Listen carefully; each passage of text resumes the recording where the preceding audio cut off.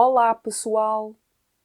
Eu sou a Adelina e eu sou a Adelina número 2 e neste vídeo vamos falar para onde vamos em português.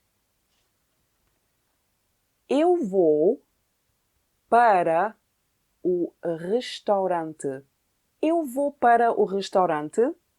Sim, tu vais para o restaurante. Sim, correto. Eu vou para o restaurante. E tu, Adelina número 2, tu vais para o mercado. Sim, eu vou para o mercado. É isso mesmo. Eu vou para o restaurante e tu vais para o mercado. E ela? Ela vai para a escola. Ela vai para a escola? Sim, ela vai para a escola. Eu vou para o restaurante, tu vais para o mercado e ela vai para a escola. E ele? Ele? Ele vai para o cinema. Ah, ele vai para o cinema?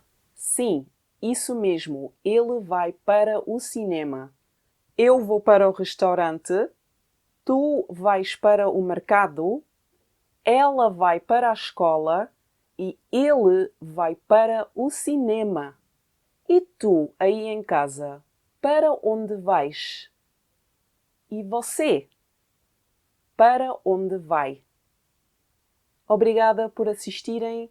Não se esqueçam de subscrever ao canal e eu vejo-vos no próximo vídeo. Até já!